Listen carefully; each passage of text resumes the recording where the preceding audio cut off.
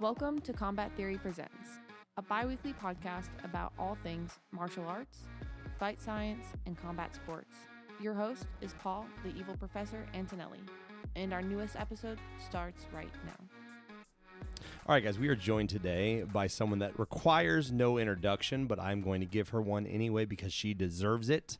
We are joined by Felicia Spencer. Felicia is a BJJ black belt, a former Invicta FC featherweight champion, a UFC veteran who has literally fought a who's list of women in MMA currently, including a first-round submission of Megan Anderson, and went to decision against both Chris Cyborg and Amanda Nunes.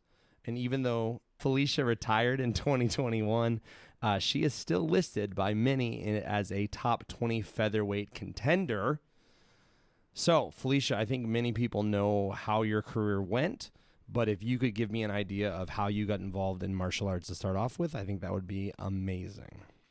Thank you for the introduction. Of course.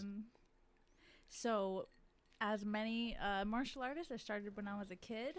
My parents decided to put me in martial arts because they saw, pretty sure they saw Hoist Gracie do his thing in the UFC. Not that they were UFC fans, but they recognized it and thought martial arts in general was awesome. So they put all three of us kids in. And what did you start off with? I started with Taekwondo. Okay. When I was 4. Were you, now you were born in Canada. I was. That's like That's the thing that really ran with it hard in the UFC. Okay, yeah, you are wearing. I see that you're wearing your. It says USA here. Oh no! Well, I alternated like the gear and the flag with a lot of fights because they didn't used to let you like mix your flag. Oh yeah, no, so they it's like do. You have right? to pick one, and so I would do like, okay, my outfit is American and my flag is Canadian. Then I would switch. Okay, so. all right. You got to represent both. Yeah, I get that. I'm a dual citizen, right? You were born in Canada, but you moved to the United States pretty early in your life. Yeah, I was pretty much 4. Yeah. 4. Okay. So when you started martial arts, that was in the United States. Yes. Yep. In Georgia. In Georgia. Okay. Yep. And that was Taekwondo. It was Taekwondo. Yep. We lived at the military base in. Holy crap! I'm forgetting the name, but yeah, military base in Georgia. Okay. It's near irrelevant. Hinesville. Yeah, right. it doesn't matter. Fort for the Stewart. story. Sorry, Fort Stewart in Georgia. Started Okay. Taekwondo there. Yeah. Yeah. And did you like it? Did you hate it? Were you forced to do it? What was your thoughts? Oh no, I loved it. I mean, I had 2 older brothers, so like, it was a vibe for the whole family. So. Did you compete in Taekwondo? No. No, really? No, never competed in Taekwondo. Aside from like inner school. Yeah. Like when I got to Florida, like the gym I was at had a lot of like inner school tournaments, but never once actually did I compete outside of my own gym. Really? It's expensive. Yeah, That was kind of a thing for my family. So interesting. So I imagine if you competed, your brothers would probably want to compete. So now your parents got to put up for like 4 admissions. Yeah, of course. It would be. How many brothers do you have? 2. 2 brothers. Yeah. Okay, and they're both older than you. Yeah. So, at some point you transitioned into MMA training. Is that correct? Or? Yeah. So when I was 12, the Taekwondo gym had BJJ, adult BJJ, and like they would start to do like every Friday our classes are BJJ. So we were all kind of like learning that like once a week starting when I was 12. Obviously loved it. I mean, who doesn't when it's fun to choke each other? And then pretty much just stuck with exclusively Taekwondo and Brazilian Jiu-Jitsu until I was like 18. At that point, I was a blue belt. I've been training, and then I would go to the adult classes as soon as I was big enough to like prove myself. Okay. My mom actually did it with me too, and my grandpa actually joined also. No kidding. Yeah, he was like 72. Awesome. He started jiu-jitsu and he did it for a couple months, but then he broke his rib and it was like, I might be a little too old for this. So I was like, who broke his rib? The same thing. My mom also, like, she was really good at key locks. She was pretty awesome. She tapped me out a lot when I was like 13, Really? But yeah, so she did it as well. Does she still bring this up on a regular basis? This is something my mother would talk about constantly. My mom. Right. Yeah, 100%. She talks about the key locks a lot. She did Taekwondo too, so like she will bring up, well actually my dad will bring up the time that my mom tried to show my dad how much she's been practicing. So she like did like a back kick on him pretending, but she accidentally kicked him in the nuts instead of in the gut. Like she was going to show him a back kick to the gut, but it was like Has there ever been like a family gathering where you guys like try to spar one another? Never. No. Oh, I'd love to see that. We could make this happen. We could do like a Combat Theory Presents, like Felicia Spencer sparring the family. Right. The Spencer sparring barbecue. Are your older brothers still involved in martial arts at all? No. So like my oldest brother, he pretty much after we moved back to Florida, he wasn't really into it. It wasn't his thing. My middle brother, the one I was actually pretty close to growing up, very close to growing up, he did it until he was about 15, and his passion was always cooking. Okay. So he got a job in the kitchen and kind of pulled away from it right there. Yeah. But then it was, for me, it was like, kind of like, I'm passionate about this. I'm just going to keep doing this. And I started teaching kids classes, helping, and stuff like that. So I just ran in that direction, and they kind of found their own. Now, you went to college at the University of Central Florida, correct? Yep. And then how did you end up being at the Jungle? So I went to UCF, well, coming back up a little bit, because in Englewood, small town, so Mike Lee, who is still today my head coach at the Jungle, he owned part owner of the Jungle. He lived in Englewood. He actually graduated from the same high school as me, obviously way before me. Wow. sorry, way before me. No, but he ran the the adult MMA class that was at that Taekwondo school I was talking about at Super Kids. At night, they would have all the MMA guys come in, and I never participated in that. I was like, hell no, I'm not doing MMA. I'm not boxing. I'm not getting hit in the face at all. Jiu-jitsu, Taekwondo, that's it. So he knew me from there. He had been there for, he knew me since I was like 12, 13 years old. Sure. And, but I never really was like close to him. He never was like my instructor, because even the jiu-jitsu class was run by someone else, and he would come in after I was done training. So, but he knew, that I went to Orlando, and he pretty much right when I got to UCF, he was like, hey, they had opened up the Jungle like 6 months prior. It was right after Seth knocked out Kimbo. They right around that time. And he texted me like, you're welcome to come in. We'd love to have you. Pretty much just invited me with open arms and was super accommodating to me, and like just made me feel like I had a family in Orlando. And that was really how I ended up at the Jungle, even though it was like, a bit of a drive from UCF. Yeah. But it was like literally like a family that I had there. That built in. He kind of like invited me to join it, and it was just like immediately they welcomed me, and they loved. It was almost like I was like their mascot, because it was like 2009. There was like one other girl at the gym, so it was like they're trying to bring in girls, and they just loved it. Yeah, it was awesome. So that brings us to an interesting thought. When you started in MMA, there weren't a lot of women training. There wasn't really like a career path for competitive fighting as a female. So at what point in your mind did you start to think like maybe there was something? Did you compete in jiu-jitsu first? I did. When I was 17, I did my first jiu-jitsu tournament, like a Naga. And then I was pretty regular competing. When I got to the Jungle, I would go to all the tournaments and stuff like that. And yeah, there wasn't really like a end game. It was just like compete to test yourself, and that was pretty much it. And then at that time, there was no like amateur MMA. It was just you fight, and you're a professional fighter when you fight.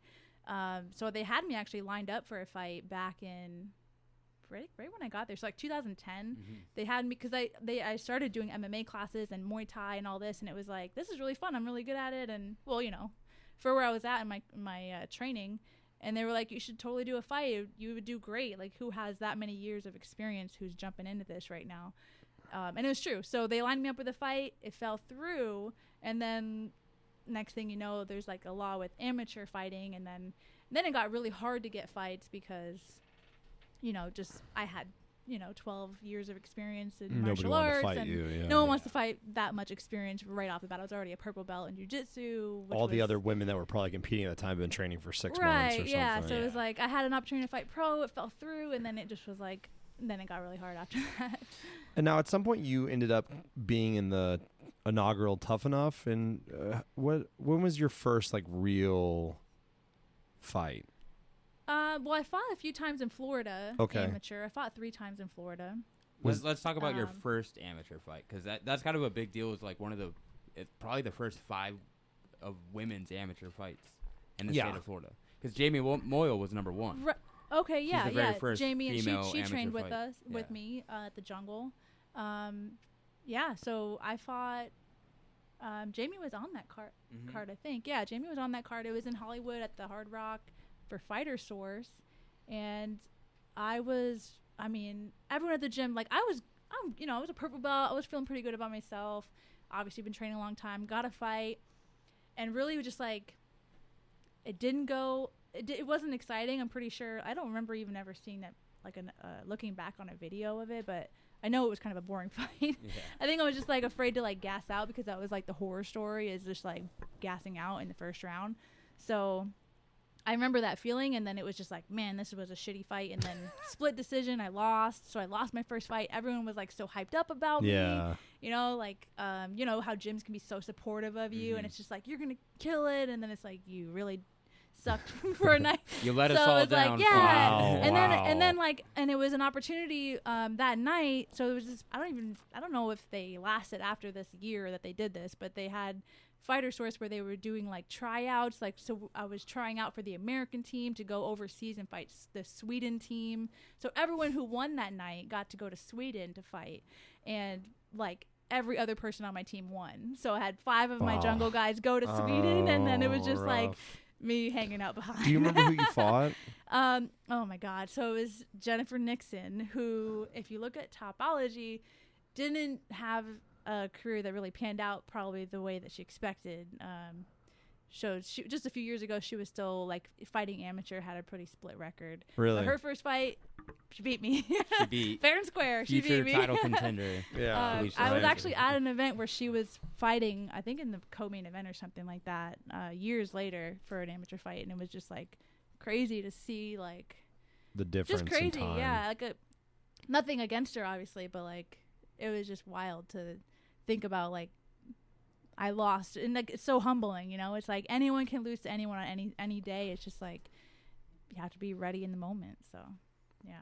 That's a great lesson. It is. Yeah, I love that I lost my first fight. Yeah. It was such, and it's so like when I know people at the gym who fight, especially their first fight, and they lose, it's like, hey, I also lost my first fight, and then I didn't lose again for like 5 years. You know what I mean? Fair. So it's like, so it's, you know. How many times did you fight amateur?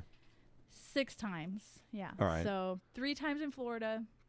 Then I went to not Vegas, New Orleans. Grindle was there. Grindle coached me in that one. I fought Macy Chasson. She's in the UFC. Sure. So we fought there, and then after that, that's when I went to Vegas twice for the Tough Enough event, and then that was a tournament where I won my Invicta contract. All right, so that's when you made your debut as a pro. Exactly. So I won Tough Enough tournament, so I fought there twice, and then I made my Invicta debut. So you debuted in Invicta in September 12th, 2015 in Kansas City, Missouri. Is that correct? Sounds right. Yeah. Lightweight, right? Yes. Yep. What weight class is that for our 55, listeners? 155. Okay. Mm-hmm. What were the things about your debut? Do you remember that were like surprising, or what were the things that were kind of like? Did you feel like you were ready to go pro? I was super excited. I knew I was ready. Like I was ready like years before. I was ready to just like I mean, I only did 6 amateur fights because I knew it would get me in contract with Invicta. Talking about that New Orleans fight, the reason why we did that was because in Louisiana, you can just have one amateur fight and go pro. And then if they like what they see, the athletic commission will grant. And that was our plan. But right after that fight is when Tough Enough reached out. Right. And then it's like, well, we can get right into Invicta if you win 2 fights. Yeah. So that's why. And at the time, Invicta was pretty not new because I had been watching them for a couple of years, but it was like, that's the pinnacle of women's MMA. Mm-hmm. You know, I mean, you could still make an argument that other than the UFC, Invicta is probably the pinnacle of women's. It's probably the strongest path if you're like at least in the U.S., probably some other countries as well to get to the UFC. And I mean, other than one championship, you know, I would say that they get a lot of coverage. Especially when they were on Fight Pass, it was like, you know, the UFC had eyes on it a lot. But now they don't have as many fights as they used to have. It's like less often, it feels like, ever since COVID, really. And I think they stream on YouTube now. So they've changed platforms. And it's like they switch platforms a lot. And still a great promotion. I hope that they're gonna stick around for a long time because I agree. I don't think I miss any of them. I still watch them to this day. They do open scoring. I think is interesting. They're not afraid to do different things. Yeah. They had ringmen, right? Oh yeah. Elias. Yeah. May he rest in peace. That was absolutely. That was Yeah, I love that they try new things like that. And they tried lightweights, that wasn't very common back when I mean, you got the contract. The Tough Enough fights were at lightweight as well, right? Right. So you were supposed to be a lightweight fighter. That's what I remember thinking, like, Felicia's going to be the best 155-pound girl in the world. Yeah. There's not a lot. Right. And I remember there was another lightweight fight in Invicta, and I think they were kind of getting behind.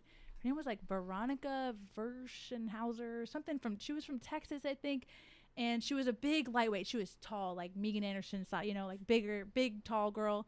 And she had some kind of health problem that made her retire, right after. She was like 2 fights into her pro career. And yeah, Invicta was really hard behind her. And I think that was why they wanted like more lightweights to come in, because they wanted to build like kind of a division around her. Yeah. So, and then once she retired, like right around the time that I got into it, there was a few that I was like trying to call out. And then after my first fight, they had kind of said, well, actually, I think I had brought it up. I was like, hey, if you want me to fight at 45, I can make that happen. I feel like I'm in a place now, that I'm comfortable with saying I can commit to that. Because I was always like, it was a hard cut always, and I got to a place where I was like, I can commit to that. I can make that happen. Do you feel comfortable letting us know what you walked around at when you were cutting to 155? Like 170. Okay, yeah. So you were making a big cut down to 145. Well, when I was at 145, I would like out of camp, I would get up to 170, but when I was 145 fighting, I was keeping it a little under 170. So like 68, but I would always be like, I can't touch that 70 mark, What kind of but it was always over 20. Yeah, I would start camp like right around 20 pounds. Did you do a pretty significant dehydration for those fights?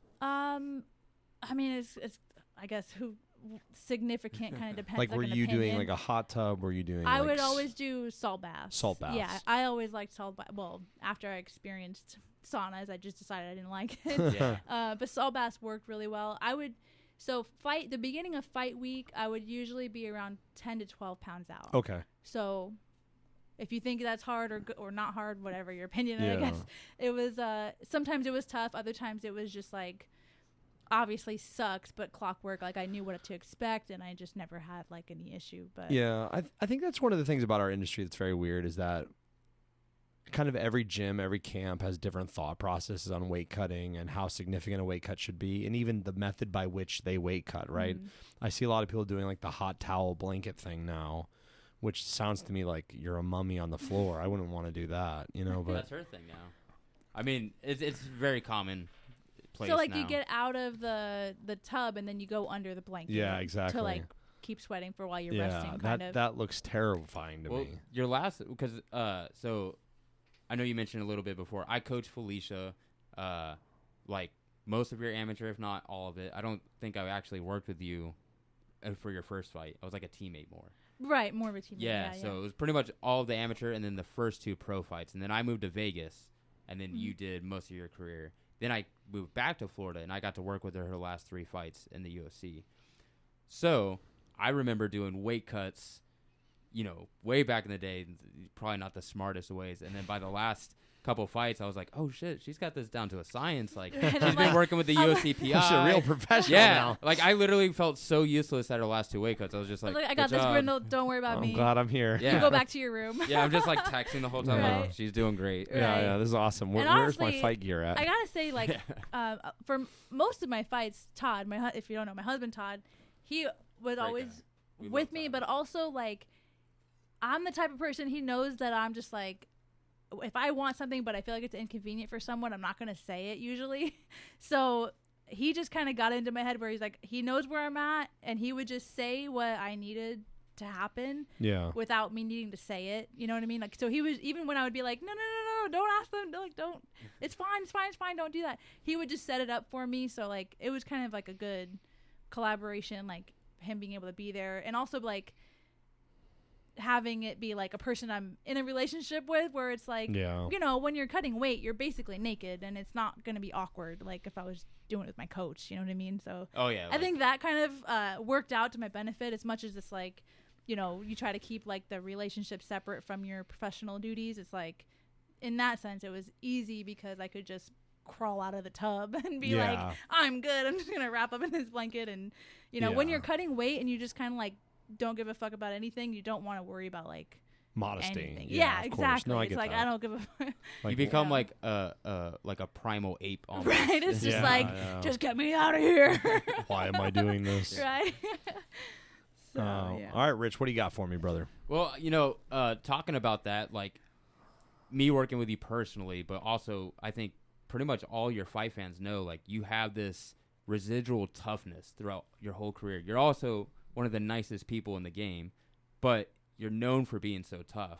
So just, how does that play out in like your normal life, your UFC career attributes into your daily life? Things that you've done in martial arts that kind of transcend into, your regular day-to-day. So I feel like in my normal life, I'm kind of a pushover.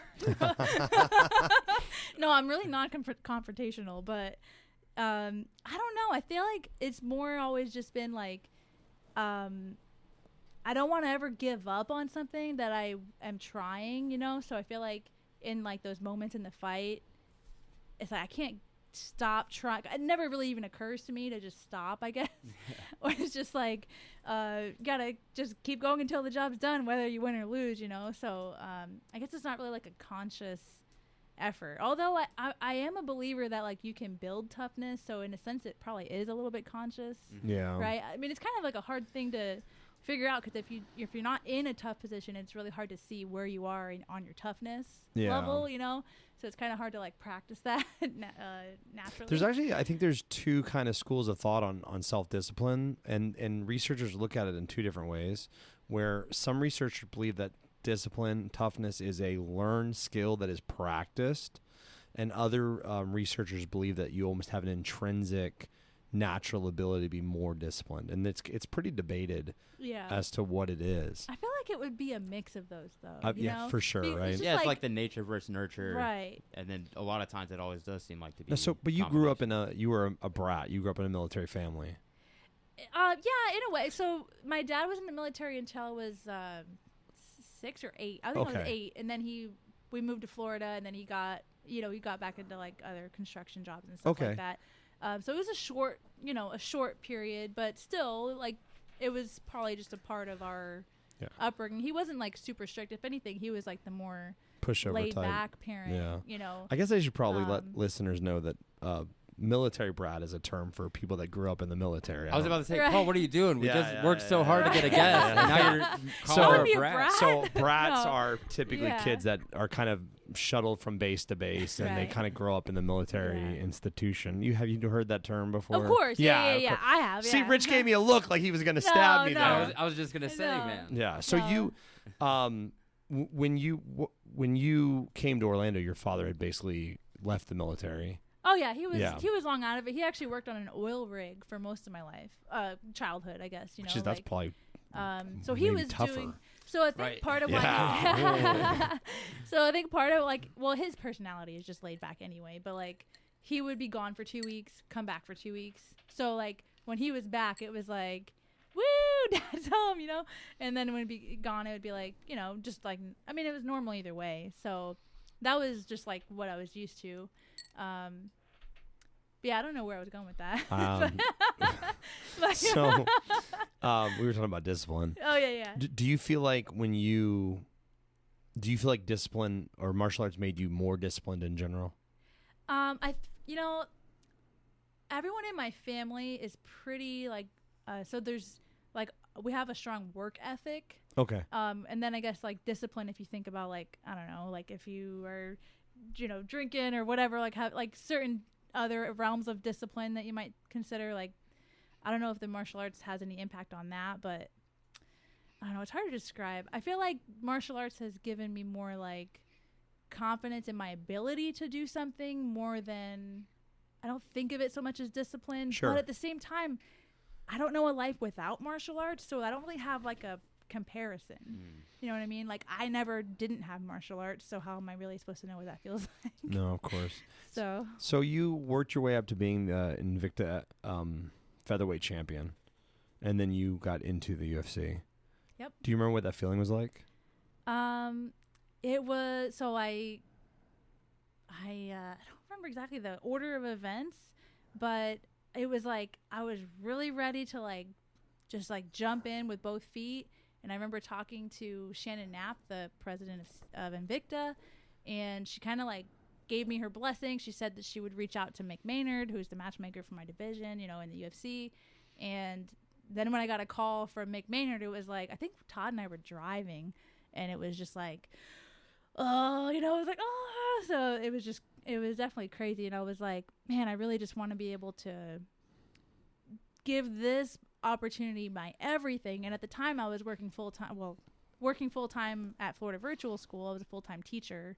So I was like, man, I really wish I could just like stop that completely and just dive in. But with the starting out contract, it's like, it's not really something I was willing to do to like, it's like I didn't want to give up the money I was making teaching to be a full-time fighter. But so that took a few years for me to like get to a point where I did actually take a break from teaching to commit to really fighting full-time. I guess I'm just always like, I need that backup plan. And if I don't feel comfortable with like, I wasn't going to take a step backwards, you know, in that sense of like getting paid, you know what I mean? I think that's the craziest thing about our sport, because when you think professional UFC fighter, and then at the same time you're hearing on the show you say, I was making more money as a teacher and I didn't want to lose that ability, is crazy that you're working and training as a professional athlete in easily the most dangerous professional sport, right? I mean, it's up there. It's way up there. You know, maybe that and race car driving, you know, bull riding, if that's a real job. I don't know if it is or not. It's a so-called sport. So-called sport. Yeah. Is it more or less dangerous than rugby, Rich? Far less. Far less. Yeah, Really? It seems like it. Wow. You're crazy, Rich. So who your first fight in the UFC was? Megan Anderson. Mm-hmm. And Megan was coming out of Invicta looking very, very dangerous. Well, she was the champ. Yeah, she was looking very, very dangerous. In a lot of people's eyes, you know, if you like were on forums and such, like I was, you know, this is the true featherweight title fight for Invicta. Yeah. Because Megan got the title, then went to the UFC. It's vacant. Your fight with Pam Sorensen, which is an awesome fight, one of the best female featherweight fights that Invicta ever had, UFC ever had. Just great fight if you guys want to watch that. Well, thanks. I mean, it was back and forth. Let's be honest. Pam landed some dope shit on you. Oh my god, yeah. I do. You know, I do remember a moment in that fight. I think it was like round 4, and I was like, I don't feel like this is going my way. And I was like, I feel like it was the first time where I felt like I was kind of like drooping and like, man. And then all of a sudden I was like, no. And then I like came back to life, and I think I had my back on the cage, and I like turned her around and I was like, no. And I just like drove her to the cage. And I think that's pretty much like, I think that's when I finished her. I'm not sure. Yeah, it was like one of my favorite fights of yours to watch. It was a really good one. Right? It's like, you just like seeing me get hit. She ate that elbow so good. Kept the chin down. It's like, after all I did to you, right? But yeah, so for a lot of the Invicta fans, that Megan Anderson fight, Felicia Spencer fight, that was the true. Who is the real Invicta FC featherweight champion? So. Well, we clearly know who that was. We do. Yeah. Yeah. Because you submitted Megan Anderson in the first round with a rear naked choke. Do you remember that feeling? Yeah, I remember I had a really like, I guess maybe you would call it like a primal reaction when I like stood up, and I was just like, I just knew that everyone, like even Mick Maynard, like he's Australian. I knew he only signed me so that Megan could beat me. And I was just like, yeah. And I had to, don't look it up if you're watching. Please don't look up that clip of me going like, yeah. It's so funny because for anyone who's trained with Felicia, we all know like she's a badass. She'll beat up just about anyone. I was at the jungle for a long time, obviously, and you know, you were kind of like as the instructors, our go-to enforcer, because you'd get these guys in the gym that, you know, they all have ego, and it's like, go roll with Felicia. She would just crush everyone, but she's so nice about it. So when you see those moments in the cage like that, and it wasn't every fight you're like that. You're always like sweet and respectful to your opponents. There's been a few where you kind of lost it. I feel like that's the one where I was just like, ah. But you do feel like the UFC wanted you to lose that fight. Well, I feel like they wanted to build a division, and like they probably wanted Megan to be like the face of that division. You know what I mean? Like, Yeah. not necessarily that they have like a game plan, because I don't think that they plan out, oh, we're going to sign this fight and she's going to lose and then this is going to happen. But it's like, who would have expected that? You know what I mean? Like, aside from my team and me looking at Megan, she's got a 6-inch height difference. She, you know, she looks like a fucking athlete. You she's know, a like, Viking. Yeah, she's like, an Australian she's huge. Viking. Like, she's just like, yeah. And she had already fought in the UFC, so was that right after she kicked? It was Zingano? Yeah, she beat Zingano. She kicked her in the eye, and that With fight her toe. ended. It was a weird one, and I feel like it was after. So it was definitely after she fought Holly Holm, because I remember when I think it was Helena, like before my title fight even. I was on the mic at Invicta, and I was like, and Megan was in the crowd, and I was like, oh, I'd love the opportunity to finish what Holly couldn't, because Holly didn't finish Megan, but she took her down constantly. And I was like, well, if Holly Holm can take you down, I can take you down.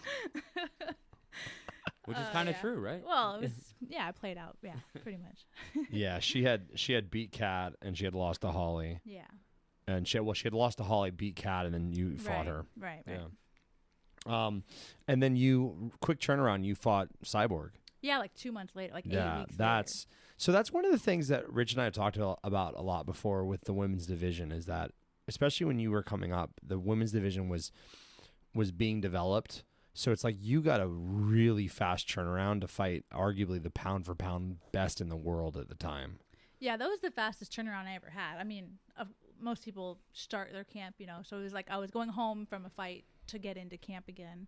So a lot of your career, it was like a year in between every fight. Yeah, there was a lot of gaps for sure. And then there was like a couple times in the UFC where it was like, all right, you won, now get your next fight. I think it was going to happen again after I beat Zara in 2020. It was the last day of February in 2020. I was supposed to fight for the title then in like May 5th. So that would have been like a really close turnaround too.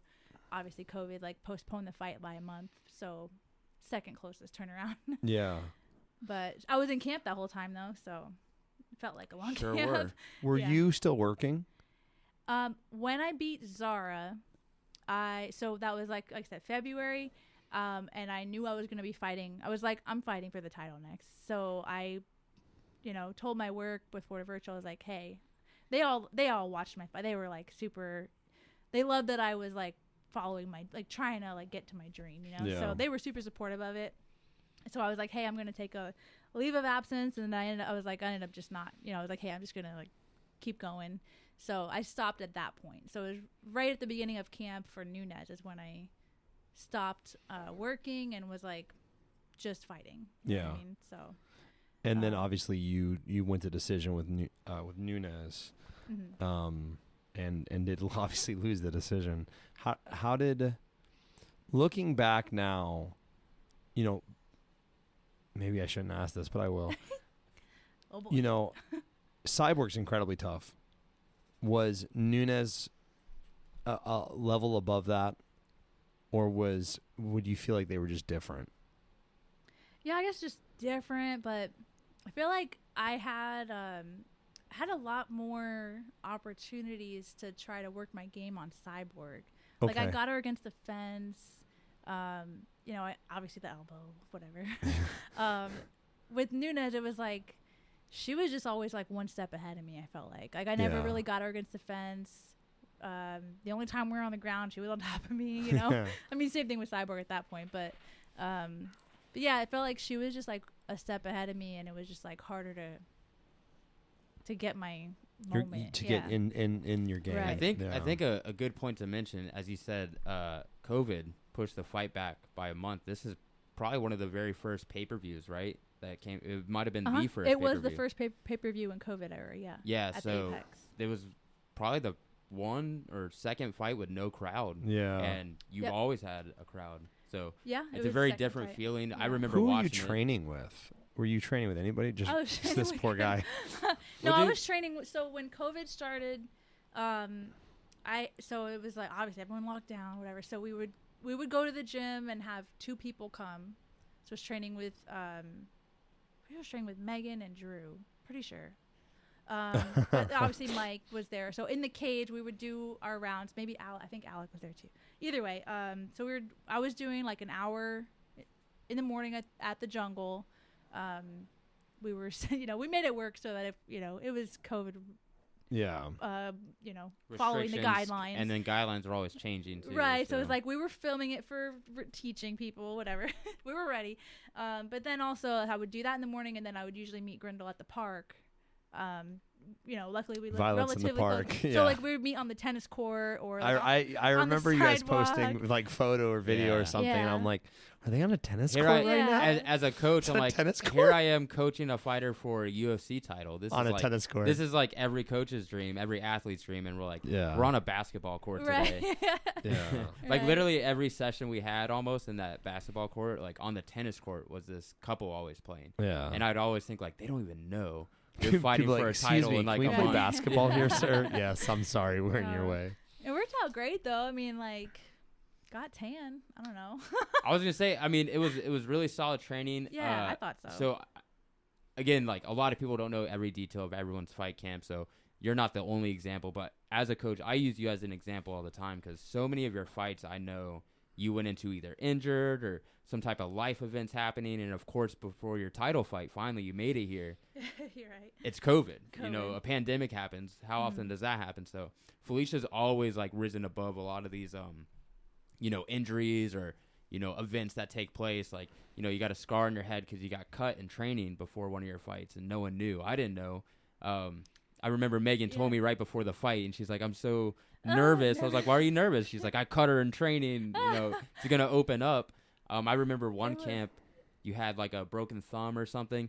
So for like the whole camp, she's holding her ponytail. So she like never had to grab or punch with it. Yeah. And really? Yeah. Just so many adversities that go before the fights that Felicia's always, and she doesn't brag about it. She doesn't tell people. Those were usually like the good outcomes too. I felt like I would go into them like, I got to finish this now. Yeah. Right. So, going into the COVID thing, I knew like if Felicia's down to do it in a park, like, we have no excuses. We're going to get it done. Yeah. I was ready. I was ready to go in there and win that title too. So I was definitely never like a doubt, with the situation. Cause I'm like, well, it was her situation probably wasn't the same. She probably owned a gym or something, but. I know she was in ATT headquarters. Right. They let her. Oh, yeah. They do whatever they want, I guess. But funny story about that cut that you mentioned for Invicta. So it was 5 weeks before my fight, and it was, I mean, the scar is worse than, a lot of them. But for me, it's like almost like a badge of honor. I'm like, just like, as a reminder of what it, the feeling after the fight when I won it. I was just so happy it didn't split open. But I got cut 5 weeks before the fight, and it was really deep. And I had Invicta coming to film like 10 days later. So they were coming to film their Through the Ashes series, which is a great series. It was on YouTube, like a big 20-minute like documentary just about me, all eyes on me. So I was like, I can't let them know I got cut. So that's actually how my headband got started, because I was like, I would like bandage up my scar, and then I would put a headband on, and just so that the filming wouldn't know, obviously, and they wouldn't like pull me from the fight, or that my opponent wouldn't know. So that's when I started to wear the headband, and then I ran with it, and I actually sold headband. It was like a big thing deal for me for a while. Like the FeeNom headbands were like, I would always take pictures of them and stuff. So that's where it actually came from, is because I was just hiding your injury. So where did the name FeeNom come from? It was actually just someone from the gym, someone who used to teach kids class with me after I won my first or second amateur fight. They were like in a Facebook comment. It was like, that was FeeNomenal. Like, because people would call me Fee. So Fee was like a nickname. Yeah. One Fee, Fee. So FeeNomenal, it was just, and then I was just like, I like that. And then it kind of stuck. That's how a fight name sticks. It was either that or spin cycle. Because she would spin a lot in the gym from the Taekwondo days. Yeah. Really? Spin kicks, spin hook kicks. So there was a moment in the gym where we're like, Felicia, spin cycle, Spencer. FeeNom's way better. That's terrible. I think horrible branding. Grindle was really pushing that. I was pushing spin cycle hard. Never. Obviously. Embarrassing. I would. We couldn't have you on the podcast. This is why I don't nickname my fighters. I let spin cycle. I'm so bad. I'm so bad. Spin cycle. You thought that was a good idea? He thought that 100%. Was in the second place running. Like, wow. That's one of those lessons where I'm like, I should not pick fight names because my spin cycle. Come on, man. Good try. So, and then you retired on a win in the UFC. That's true. Did you know going into before the fight that was going to be it for you? Yeah, I knew. What do you think? What was the catalyst, or what do you think was in your head at that time? So way back when I started fighting, I kind of had this idea in my head that I wanted to stop fighting when I was 30. Okay. Which, like, in hindsight, seems kind of early, but when you're 20, it seems like a long career. When you're 20, 30 feels like death. Yeah, and you've been training martial arts your whole life. Right. I've been getting kicked in the head since I was, 4 years old. So, so I thought, okay, hey, I'll do this until I'm 30, being competitive and, like, do what I can. I mean, like we said, when I was 20, there was no UFC dream. It was just, like, do what I can. Probably back then, like, Hook and Shoot was like the biggest women's organization. And Victor probably just started. And back then, I didn't know what that was. Exactly, I did. Right? No.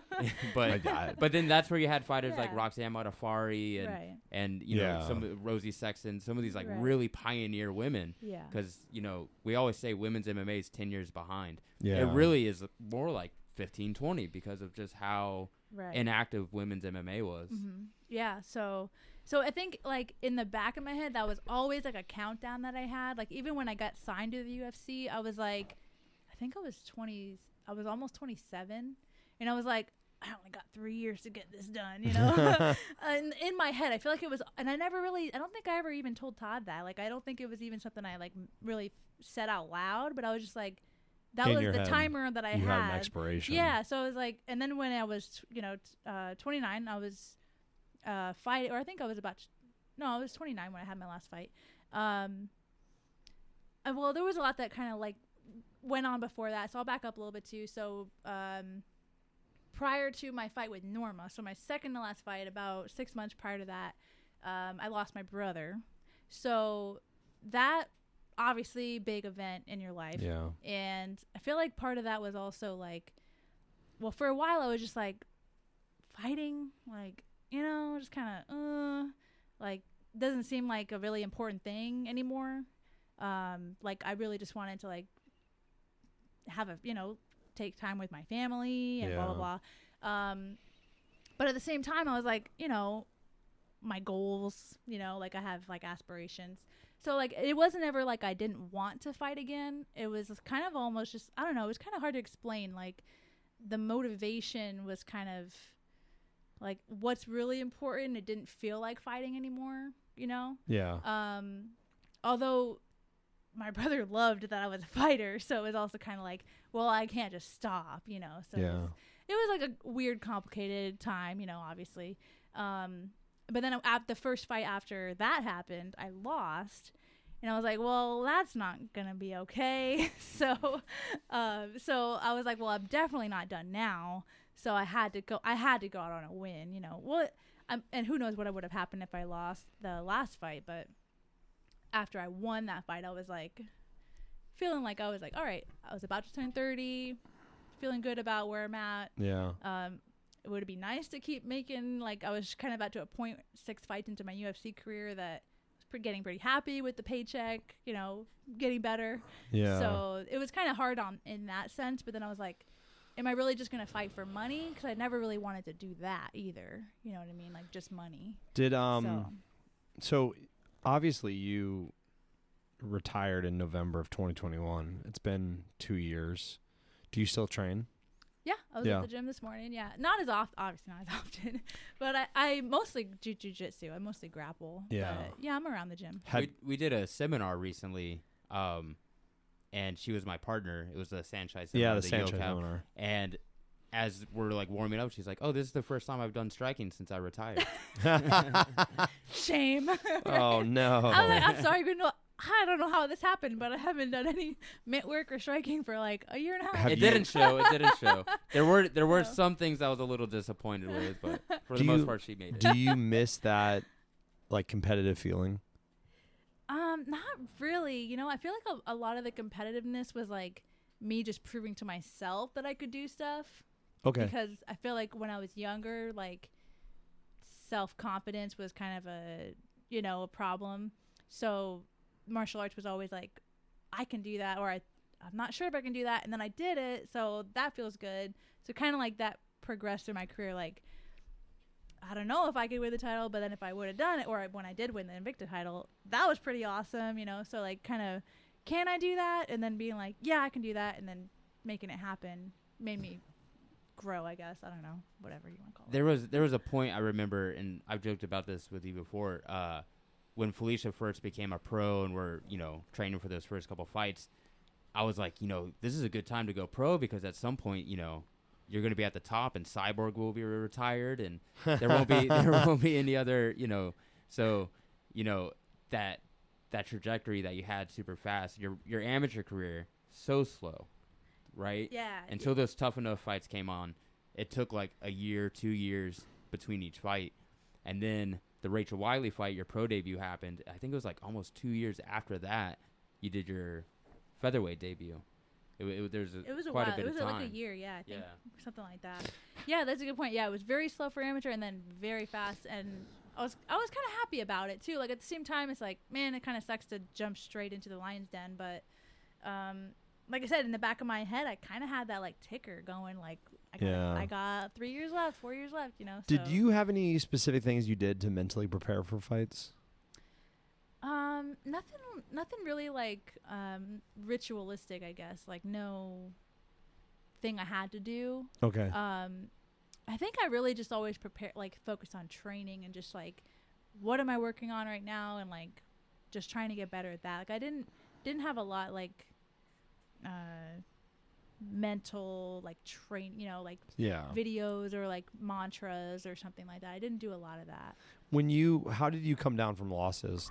Was that hard for you, or did you kind of roll off the back on that one? Or I feel like I always had pretty good perspective on like, okay, I lost, but like it's a fight. It's not like a real problem to have, although it hurts, obviously it stings and physically hurts. Quite physically literally, hurts, but like more so like, of course it mentally hurts, but like I feel like in the back of my head I was always like, okay, this is not like a real human problem to have, like that I lost a fight. I'm still alive, and I have I'm grateful. Sure, but I think we've all known fighters that could not recover from losses or that had that problem. I guess I don't know, like how, and it's like when people lose, it's like there's not really like anything good to say to them. You know what I mean? It's so so it's kind of like hard at that. Awkward. But like I think maybe you have to just be prepared before you fight,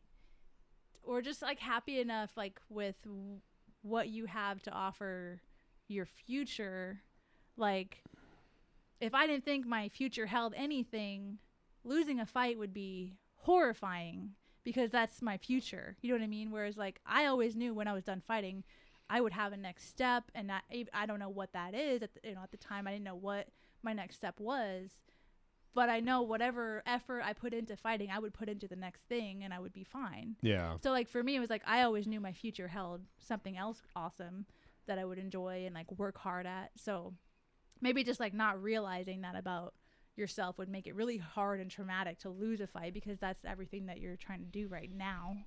You know what I mean? So it's tough, but. What do you got for me, Rich? We'd just kind of go into that. I got to coach Fee, and I feel like, and I've said this too, I got spoiled, because Fee's not someone you had to like, hey, where you at? You need to come to the gym. Yeah. Hey, you need to do an extra round. You need, like, she's always going to take care of that. And I think that kind of plays into that same mentality where you're just like, you're willing to do the hard work because there's always something to be done, and you're always willing to like just move on and do it. And it sucks and you don't want to do it, but it's going to lead you to higher, more prosperous grounds. Would there be anything that would interest you in coming out of retirement? Is there a fight that you never had that you wanted, or Not really a fight. I mean, there would be like a number, I guess, that could get me out, but not like... There is a dollar amount like that we could get you to fight for again. Not like a reasonable... Yeah. Right. I've got like $12 in my bank account right now. We'll start a GoFundMe. Yeah, we could do something. There would be numbers that would like make me be like, well, I don't want to. I'll do that. I'll give it my all and come back. But like in reality, like not really. Like I feel, and again, because like there was no end game when I started, but like every step that I took was like already a dream come true. Like the fact that I made it to Invicta was like, I made it. And then it was like, I got on a YouTube video from Invicta. I made it. I literally broke down crying in a Walmart because I saw the video. Like, well, I was cutting weight too, but I saw the video, got posted, and I started crying. And then, you know, every step it was like a dream come true. So I feel pretty like fulfilled from it. If you were restarting your career today from the beginning, now that there is a path, now that there are these very well-known female fighters, do you think that you would have had put that expiration date in your head that I'm done at 30, or do you think that maybe that wouldn't have existed? That's a really good question. I don't know. I mean, it's kind of hard to like imagine that. Yeah. I feel like had I won the title, right? Like the UFC title. Yeah. I feel like the expiration date would have been postponed. Would have changed. You know what I mean? Yeah. And it's not like, oh, I failed this time, I give up. But it was like I was just like going and trying to see the next level. And then I always, like I had said a long time ago, like if I didn't think I could be the best, I wouldn't even bother. And like I think there's a part of me that thought like, well, I think I might have reached like not my best, but I knew Amanda was better than me. And I do believe like I can still beat people who are better than me because I feel like I've done it a few times. Like they're better than me, but I beat them in a fight because I just like had something or had a moment, or just like have that like tenacity to like keep going. Yeah. Even though they might be better than me on paper. So it's not like I gave up, but I feel like certain things could have extended it. Because like your life really changes if you're the UFC champion, you know what I mean? So I don't know. It's kind of hard to answer your question, yeah. I guess. Well, how about this? When young fighters, when you talk to young fighters, is there advice that you give them repeatedly, or is there certain things that you wish that you would have told your younger self that you didn't? Well, let me kind of answer that last question, because the fact that I was taking a lot of damage for a few fights, not just a few, I took, a pretty good amount of damage for a number of my last fights, particularly Cyborg and Nunes. I feel like that really played into like me really accepting my decision to stop fighting. Whereas if I was like in the beginning of my career, basically not getting hit for a lot of my career, then it would be like, keep fighting. It's like, why would you stop? Like, you're not taking any damage, do your thing. So I feel like that also plays a part, whereas like, if I wasn't taking damage, I would keep going. Yeah. But then your mention about like advice, I feel like part of I wouldn't like tell a young fighter to like think about stopping, like think about that far, like when should you stop, because really all those variables are in play. But I do think it's important to have like the game after, like I was saying, like I always know what's that next step, whatever's next, even if you don't know what it is, this experience of like having to work hard will carry through to the next step of your life. So don't be afraid of it, right? Because you'll be awesome at whatever you put your mind to. So whether it's fighting now or something else later, so like don't be afraid of that and train smart. Like I have definitely like mentioned to a number of people, like training hard does not actually make you really better. Although you need like hard training in the beginning, I think like some points. You're talking about taking damage in training. Taking damage in training is like, I feel like to a point it's important in certain parts, like in the beginning, maybe a little bit of testing yourself, not in the very beginning, once you start to really get competitive. Because like I kind of am grateful that like I had a lot of training that really tested me, but at the same time it's like it's really not necessary for most of it. Especially once you know that you can like handle, once you know how you react to damage, you don't need to ever take that again. Like, you don't really ever need that to get better. You know what I mean? One of the things I've said on the podcast before, and I've said a couple times, is like I was having a conversation with Forrest Griffin, and Forrest Griffin was saying like the number one thing that I wish I wouldn't have done would have been sparred all those rounds in training because I didn't need them. I didn't need to take that damage. Yeah. But it's funny because young fighters always want to spar more. They always want to be more involved in the fire. Right. It's not necessarily the thing. Yeah, no, and I feel like people have changed a little bit. You Sure. know, I feel like it has gotten, a lot better than like 10, 15 years ago, you know, kind of training. I feel like a lot of it has to do with like the coaches. Yeah. You know, like the mentality that your coach has is going to translate to the experience that you have in training. So it is important to like recognize that wherever you're at. And through your career, you always had Mike Lee as like your head coach. Yeah, I always stayed with the jungle with by training, and I mean obviously even when Grindel wasn't with the jungle, I kept, because you know we had such a good like rapport, and like I really trusted his insight. Did you feel pressure when you got into the UFC to go to move or to train in somewhere bigger? I received a lot of like pressure, but I never like felt the weight of it. Yeah, really. Like I did feel like it would be good. I do feel like it is good to train elsewhere, right? And that's something I actually made a point to try to do in the very last bit of my career. Like before my last fight, for example, I went to New York to train with Matt Serra's team for like 2 days, like really short amount of time.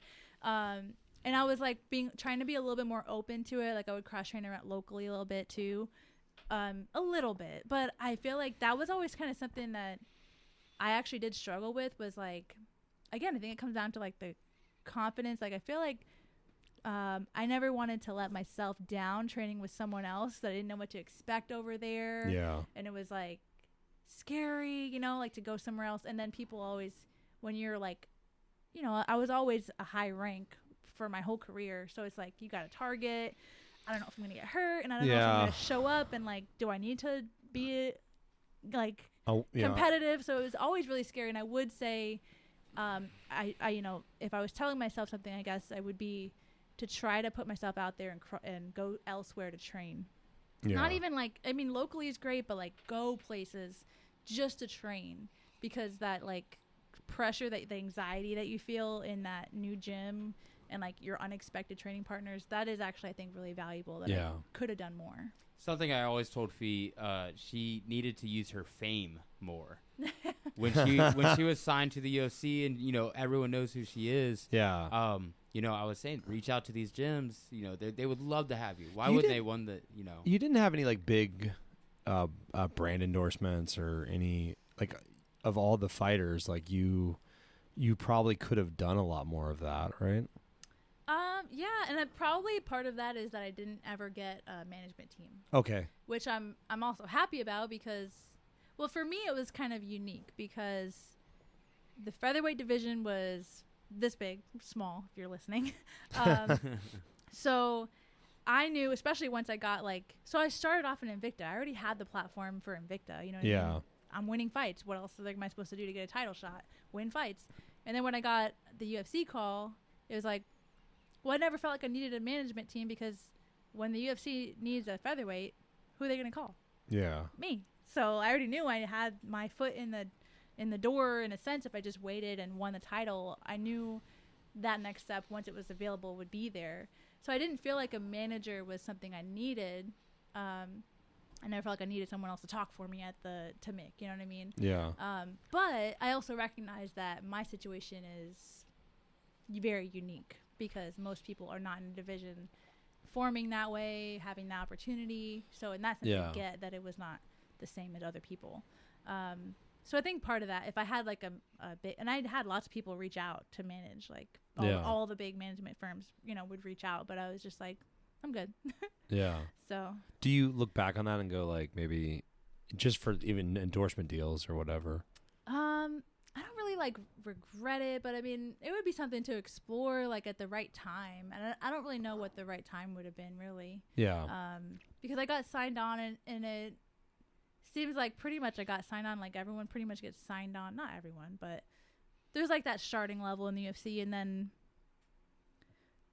my second fight in the UFC was Cyborg, and of course, naturally, they try to get me to fight Cyborg for that first deal. I'm I specifically said if I'm fighting Cyborg, that's not on my contract. That's a different contract. So, and I also had Todd. You guys know Todd. He's very he's gonna say what's on his mind. So, luckily, I had that person next to me that I felt like not managing me, but making sure that I'm not getting taken advantage of. He's never gonna let someone get taken advantage of in front of him. Good or bad, whatever it is, he's on it. So he was like, are they trying to get you to fight Cyborg for $15,000? What? No. It's because I'm well, I signed a contract, so, and he's like, no, that's not gonna happen. So it's in a sense, I had the right people in my ear. That's positive. So, so that's important. Is there so you got to fight Cyborg, and obviously you were probably a big fan of Cyborg. Was there any other fighters or moments where you felt starstruck being in the highest level? Because I know you again from your first days as an amateur. So I remember specifically, I'll give you one of my instances. Okay. Your Invicta debut. We went to an after party, and Tanya Evinger was there, and she had just won the main event that night. And you're like, oh, I want to talk to Tanya, and you're so nervous in the corner. Was there any other moments like that? That's really funny. Yeah, in Invicta, it was I was the new girl too. So, and then Julie Kedzie and stuff. I was they were all women's idols, I guess. Not idols, but they're all pioneers and icons. Yeah, for their time. So that was cool. And I was I'm the first fight of the night on the undercard, my debut. I don't think I'm worthy. So a lot of that, I don't want to interrupt people. Blah blah. I will say the way you finished that fight. So our game plan going into that, Felicia's signed. She's the new girl. She's opening the card. She's basically the face of the lightweight division. Like you were saying, that Veronica girl was on her way out. So we were you should go out there and elbow this girl and cut her up and make her bleed. Really send a message, right? Really send a message. And Felicia goes out there, lands, 10 to 20 elbows and, strikes to the face. Not a single cut. But this girl's face had morphed.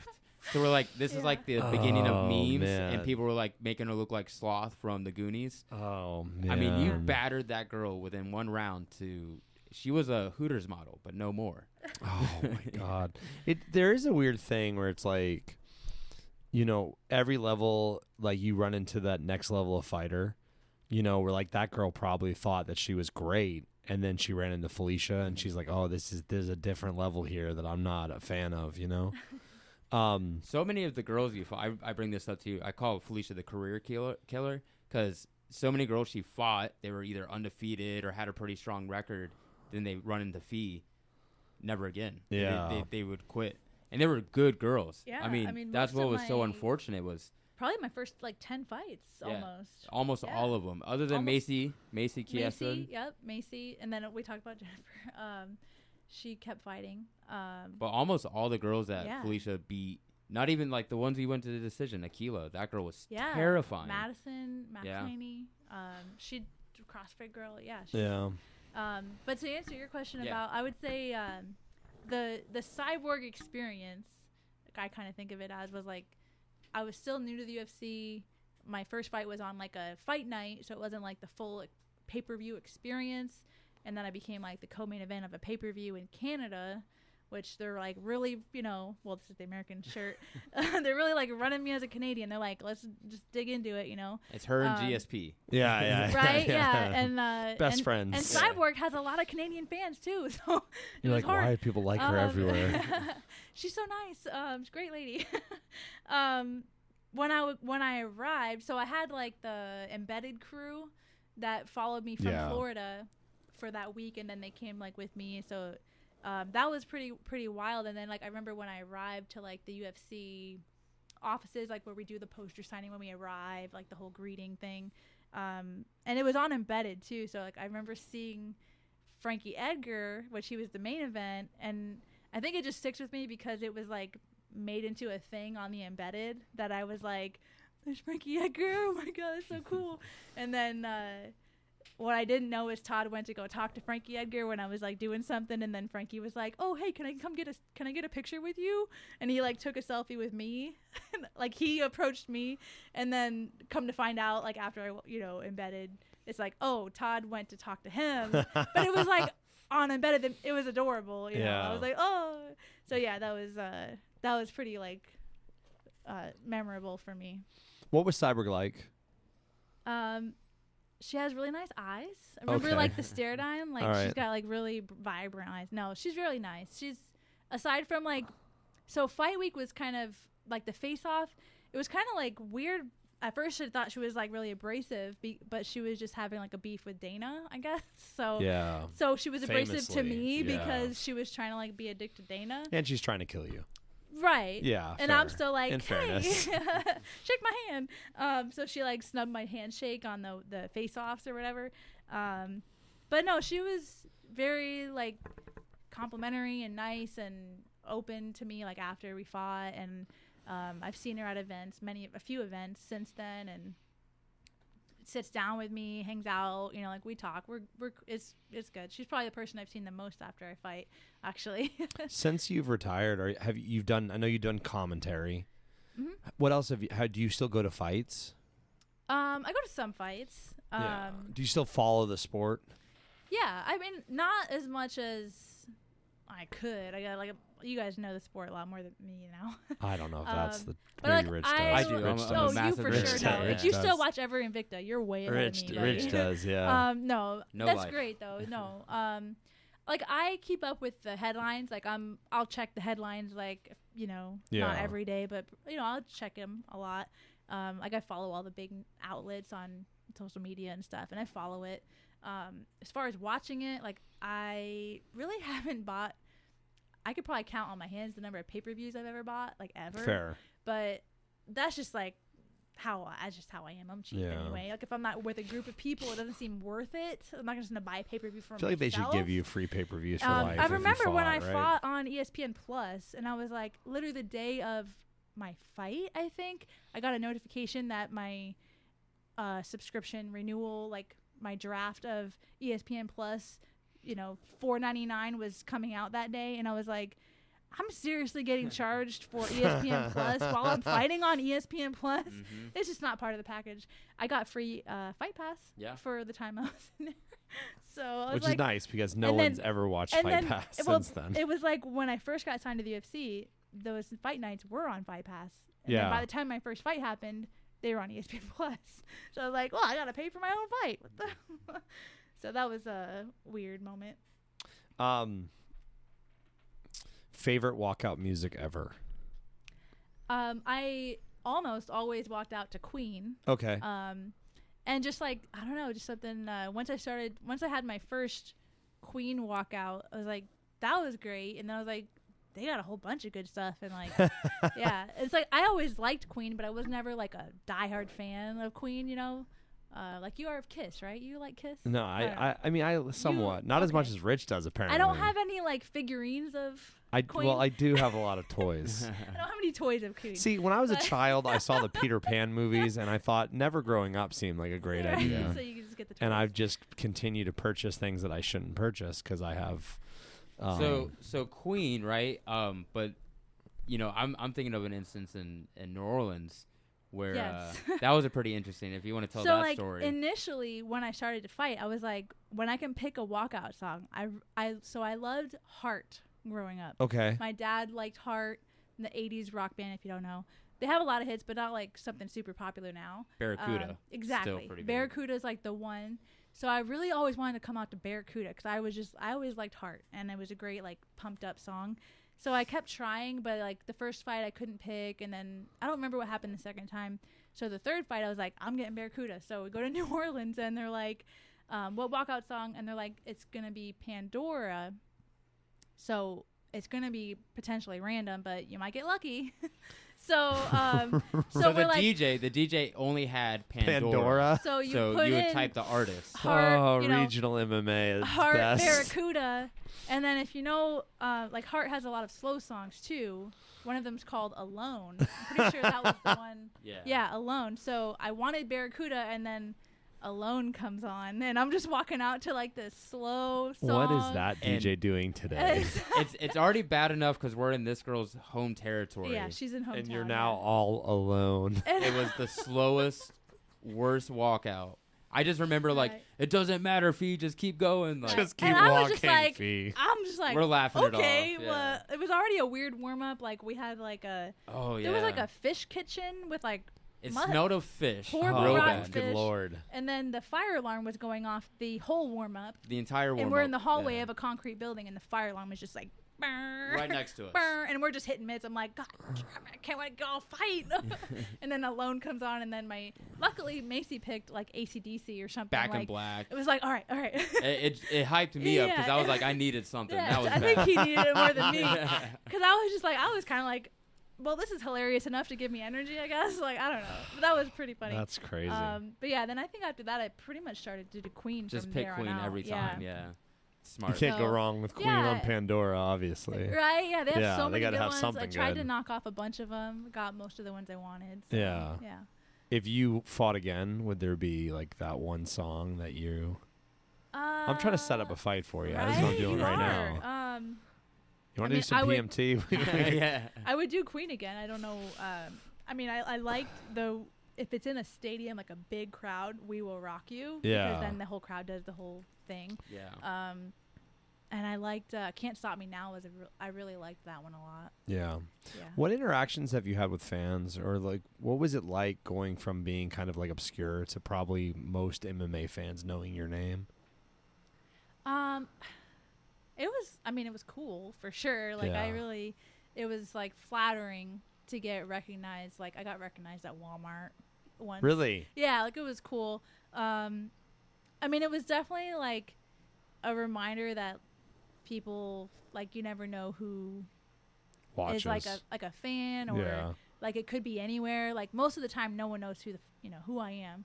But then it's like in the back of your head it's like, someone might know who you are. You better act right, Like someone might, usually not, but there's always like that chance. No, but it was definitely like really flattering, and I'd say because of like who I stayed as a personality, like I feel like I pretty much stayed true to myself, and a lot of like gratitude would come my way from like parents or just like people who are similar to me, or like just people who were grateful for who I was and who I was portraying. So that felt like really good and really like helped me be like okay with the fact that I was just staying true to myself and like not pretending to be something I wasn't, even though I love the game of MMA and like the personality shifts that people can do. I think that's needed and awesome, like people who can play the heel or like put on the show. But I also think it's really important to have like those personalities that are like humble and kind of like, so that was just kind of like I ran with that. As much as I can appreciate the people who do other things, it worked for me, and it was like greatly appreciated by certain other people, so it really helped me like stick with it. Stephen Wonderboy Thompson comes to mind when it comes to like other fighters who just always keep it real, always respectful. They kind of have that martial arts mentality. What we imagine as a martial arts mentality. The opposite of the Colby Covington kind of. Right, like you're not creating a character and using hate as a way to fuel your career. I think that's one of the hard things about professional fighting. Because, like, when you think about guys that like Conor McGregor or Colby Covington that created this kind of persona that's probably a lot bigger than they really, that is not who they are, Right. But they were able to use that persona to leverage essentially money. Yeah, and there's nothing like really wrong. I think that's really necessary. I think sometimes all those examples might like have moments where they cross the line and it's like, man, you really probably shouldn't have done that. But in that's hindsight for them. Like they probably thought they were just sticking with their persona, and then maybe they might have crossed the line. But like it happens. Again, I would never be able to do it. But you're not throwing chairs through buses. Yeah, like there's times where they cross the line, but it's like comedians who get in trouble sometimes. It's like they're funny until they're not, but then it's like, should they really get in trouble because they said something that they were just trying to like be funny about, you know what I mean? But sometimes I know what you mean. Like, sometimes it's really not funny what the MMA personalities are doing. I think there's like a line that's it's hard to like, maybe it's hard for them to like recognize the line. I think a lot of times with the combat sports athletes, it's really where they're at in their career. Because if you're at the top, it seems like you can say anything and people are for it. But if you're on like a losing streak or something and you're talking smack, you're being disrespectful, then guys are like not approving. True. So you saw the sport evolve a lot from when you started till today. Do you see that continued evolution? Like, where do you think MMA goes from here? I feel like it's as unknown. The future is as unknown as it was like for us looking forward years ago. I mean, I feel like it'll just kind of stay the course. Like we always kind of think, hey, we know what to expect. Like divisions will develop, and we have these divisions now. That's it. We're good. And then new division pops up or something. How do you feel about things like bare knuckle MMA or like the loosening of the rules? I'm not opposed to bare knuckle. I wouldn't do it. Well, I would be more inclined to do MMA bare knuckle than like boxing bare knuckle. I mean, the damage is like, it's superficial damage for the most part, Yeah. But so for me, it was like, man, like I thought it was hard to put gloves on and get hit in the face. Like I would do it for a lot of money, maybe. Yeah. But so just so we're on the same page, like you are open to doing bare knuckle MMA for the right dollar amount. I mean, as long as in your contract you can come out to Queen. Could we write that dollar amount down on a piece of paper? I already sent it to them. Okay, all right. You gotta buy me out of the. I'm still under contract with the UFC. You gotta buy me out. Are you still under contract? Yeah, I have another fight on my contract. Yeah. And then you can throw me that dollar amount. But yeah, that's. Because they had reached out with a possible. Really? Yeah. No I don't kidding. know if I could say that. But yeah, it was like there's no way you're gonna throw that money into it. And it's like it's. Well, they gave Paige Van Zandt $1 million, right? She's got a really big social media following. Yeah, but she can't fight. Did I say that out loud? Yeah, right. But okay, you're just being real. But yeah, as far as like bare knuckle, I'm not opposed to it. Not like a big fan necessarily, but like I did like, when I know people who are doing it, I'm gonna watch it, of course, and I enjoyed watching it. Yeah, definitely not like opposed to it. Never watched the slap thing. Never been a. You're not power slap. You're not a power slap. That's not part of the same sport. No. That's not power slap's sport. weird, I think right? it's on Fight Pass though, isn't it? No, it's owned by the UFC though, isn't it? Yeah, power yeah. slap, right? That's a very. This or is it's owned by Dana White. My issue with power slap is, and this is a weird segue, is that in any other martial art, you are legally or like you are part of the rule set is you defend yourself. Right, you're supposed to. You're supposed to defend yourself. That's why Defend yourself sport. at all times. Yeah. You're just gonna smack each other. That's a bad. What's the strategy there? Here's the safer Go version. first? Yeah, the safer version of power slap is flip a coin. That's if you were to take out the contact, you're just who gets to go first? Flip a coin. Yeah. Go first has to be. It's like Monopoly. If Yeah. you go first in Monopoly, you have a 75% chance of winning the Correct, game. yeah. Right. Statistics. I don't. Yeah, it's psycho. Yeah. So going to a real sport, MMA. Ooh. In your career, you had, decision wins, TKO wins, submission wins. So obviously you're very well versed.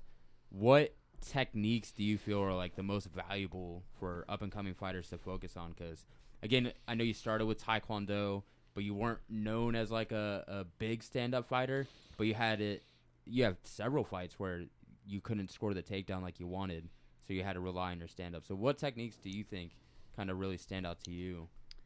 I mean, like first and foremost, like whatever you're good at. But I always think of like the elbows. Like elbows were kind of like something I always really enjoyed doing and was good at. So Superman elbow from the clinch, elbow from here or there.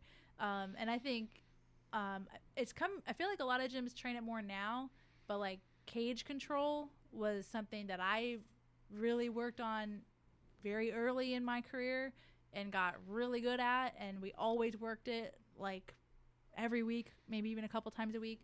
So like cage work was huge for me, and I think people are starting to come around to it, but it's definitely something that a lot of people I think still don't think about. because most people in MMA are fighting in some kind of a cage or like they have walls, so it's a whole different game when you're on the wall rather than in the middle. So you didn't have a wrestling background, right? It was a jiu-jitsu background, but you had pretty high accuracy on your takedowns, but almost all of them came from the cage. Yeah, a lot of them. It's like I had some success with like setting them up with weird techniques like Superman's or certain kicks, which I always had like kind of a weird, like I enjoyed doing weird styles, like weird things. But yeah, the cage was where I definitely like would call home. I felt safe, felt like I was in control. So that's definitely something I think a lot of people who are looking to like get really good and successful should focus on that. So a lot of cage control. I agree. I mean, again, training with you so much, I knew we wanted to get good at the open space striking, but it always came down to we're using the striking to do what? Get to the cage. Yeah. To get them to throw so we can counter and press them on the cage. Or if we can score a takedown in between that, that'd be great too. Right. But like you said, as almost like a safety net, like put them on the cage. Yeah. Even if you got turned, if your back's to the wall, you were always pretty comfortable. Some things that, you did differently that a lot of other fighters don't really do is not only elbows in the clinch on the cage, but foot stomps, very common in your fights, knees to the thigh from that position. It wasn't just, your fight with Aquila. Yeah. She was put in a guillotine. While she's in the guillotine, she brings her knee in the head. Yeah, that was a big highlight out of that fight. Yeah. So you had, for sure, some unique things, but I think like foot stomps, we see Kamaru Usman use them. But outside of that, we don't really see a ton of fighters utilizing that, and I think that's a big miss. You're not going to get a stoppage from a foot stomp, but it makes the fighter react, and it opens up your takedowns and your other strikes as well. So to your point, cage control, and I think little things like foot stomps. And right. I loved, like, I always call it like creative striking, like even on the like ground and pound, like striking creatively on the ground was always just like so fun to train. Like we always had a good time being like, how am I going to hit you here? Like hit you from behind my back. Like I'd get like side control and like throw punches from behind, like just being silly. I feel like I could probably attribute a lot of my like skill to me being silly in a lot of moments and just trying to try stuff and have fun. And then that translated to like, being willing to try something new. And I think a lot of that probably has to do with like not having an ego and like just trusting the people you're training with. Like they're not going to have an ego if they get the better of you. Like they're not going to make you feel like, you failed, So like just having like a good relationship with the training partners and like having fun is super huge for me, at least for like having the confidence to try stuff.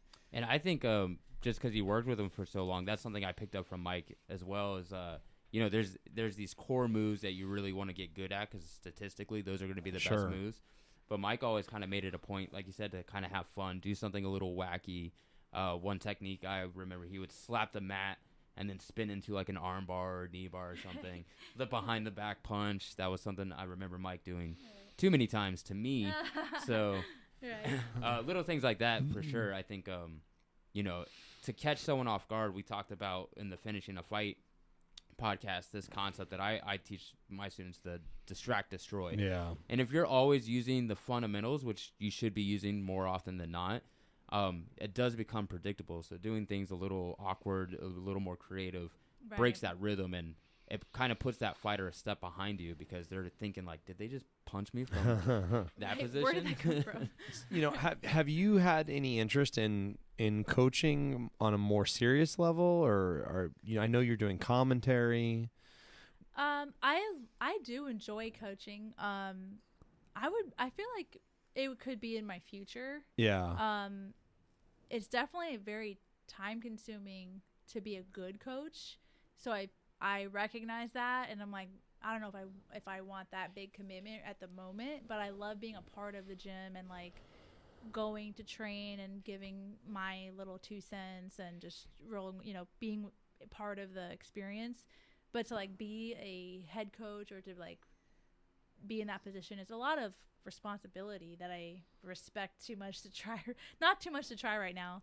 I also, maybe it's part of me just like, I still feel like I'm not worthy. Like I'm not good enough to do that, even though I'm sure people wouldn't be like opposed to me being a part of their coaching staff. Maybe that kind of falls back on like that's a new territory that maybe I'm still not confident that I can do, but even though I'm sure I think you'd be great at it. I mean, you're a teacher, right? Yeah, so like I am a teacher. You know the teaching process, you have the patience, Right. you obviously have the skill and knowledge, so I just don't think you've taken that step to Right. try it out. Yeah. But I think you would do great at it, Yeah. honestly. Yeah. It's a Yeah, I possibility. can They see say that. the best students become the best teachers, and you're a phenomenal student, Well, right? thank you. Yeah. No play on words Yeah, there. yeah, But Hey. but you're a really good student, so like I think that would translate really well to your Why teaching. didn't you guys ever think of Felicia the Spin Doctor Spencer? That's better than the thing you came up with. But is it better than FeeNom?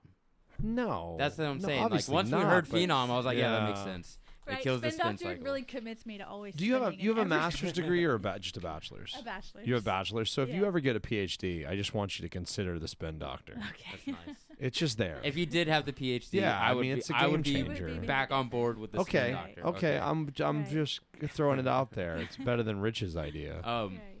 is there any like other moments maybe through this conversation you may have thought of that isn't necessarily like pertaining to fighting, but like around the scene of fighting, a moment that like sticks out in your head as like unusual or entertaining, maybe something just fascinating from the amateur days or even the pro days? I feel like we covered a lot of like the things that, well, because we just talked about them, they're popping into my head. I don't know. Yeah, I mean, the training is always like, it's always different, you know? So, I don't know. Oh, I think, you know, people have asked me about like superstitions before, and I always feel like it's a surprising answer that I say like I feel like it's my superstition not to have a superstition.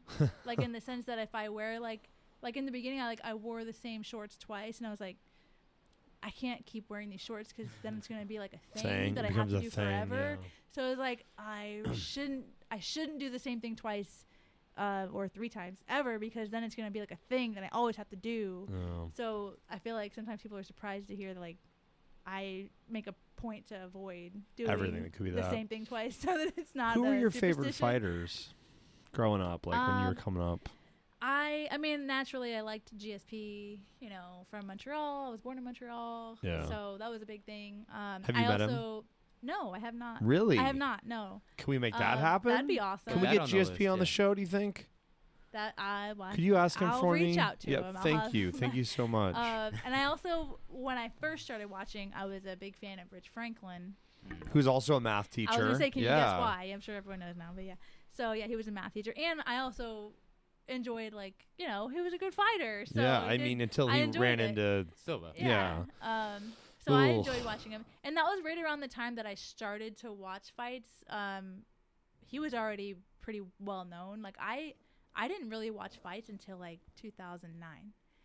Okay. Which was already pretty deep into, like, most Yeah, people's... deep, yeah. Yeah. Like, and I trained, like I said, I was a purple belt in jiu-jitsu, and like, then one day, I think the first night I watched a fight was, the guys I trained jiu-jitsu with were doing a fight night, and they're like, you should come, like, they've been training me for years, and I was just always like, I got homework, you know, I was very, like, book, you know. Studious. Yeah, very studious, had taught at the Taekwondo school, I was busy, you know, either way. So they invited me to watch the fights, and it was Forrest Griffin and Anderson Silva that they fought, right? Yeah. That was my first MMA fight that I watched. Forrest got clipped and ran back out. He's like, I'm good. Yeah. So that was Ran back to the dressing room. I mean, he was running and crying. yeah. You know, interestingly, I heard from someone that his wife was in labor in the United States, and he got out to Brazil where they fought, and literally they're like, yeah, your wife's in labor, and he was like, all right, let's make this quick. Oh, I never heard that. Yeah. Interesting. And he got clipped, and he's like, all right, and he got up, and he's like, all right, we gotta get to the hospital. Yeah. I mean, he got clipped a couple times. Yeah, but the last one was pretty I nasty. mean, he wasn't gonna win that fight. No. That makes sense. Yeah, it was not for him. Right, his head's somewhere else. No. But yeah, so that was like how like most people are like, dang, you were training for a long time before you cared to watch a fight. Yeah. Well, even recent times when I would coach you, and like one thing I do, this is just a habit of mine, is I watch every fight every weekend. So like Monday session, or if it's a Tuesday session or first session, I'm like, did you watch the fights this weekend? 9 times out of 10, Felicia's like, no. Yeah. So I'm like, all right, well, all the examples I wanted to give you, like, they're not relevant. Yeah. Or like a lot of the time, it's like I watch maybe the undercard, but then I'm not buying the pay-per-view if I'm alone. Like if it's just us at home, I'm not buying it. But yeah, I never really. It was never like a big point to like watch every fight. Even like when I was like watching a lot of fights, I thought it was like nothing compared to like what a lot of people do. Yeah. You know. Nothing compared to Grendel over here. Grendel, yeah. I mean, that's why he's the coach, right? Yeah, fair. Is there any like fighters nowadays that maybe you're a big fan of that are newer? In the last 2 years since you were retired, anyone stick out in your mind? I'm sure. Yeah. Dang. It's like. Let me think about women, I guess, because like my brain just won't function right now. I'm excited about Tatiana Suarez. I think she's cool. The bantamweight division, not like super crazy. Obviously, featherweights are pretty much done for, so my bad. Seems like that all kind of fell apart after I said bye. There's been 1 or 2 featherweight fights. Yeah, there were. Yeah, like Norma beat Chelsea Chandler, and then that was a weird one. Do you remember that one? Yeah, that was a weird one. It's unfortunate because. But it was like she had such a good sense of humor after. I forget what she said, but it was like really funny on Instagram after. I love it when fighters can like have something weird happen or like lose, and then they're like funny about it after. It does seem like there's not like obviously, you know, Cyborg was the poster child. That was the reason for the division. And then Nunes was and now like Nunes is she retired? Yeah. Is she done? And now there doesn't seem to be that female fighter who's got a lot of focus right now for whatever reason. Yeah, there's definitely kind of a void of like the unquestionable number one. I think Wei Li, I think a lot of people are behind her.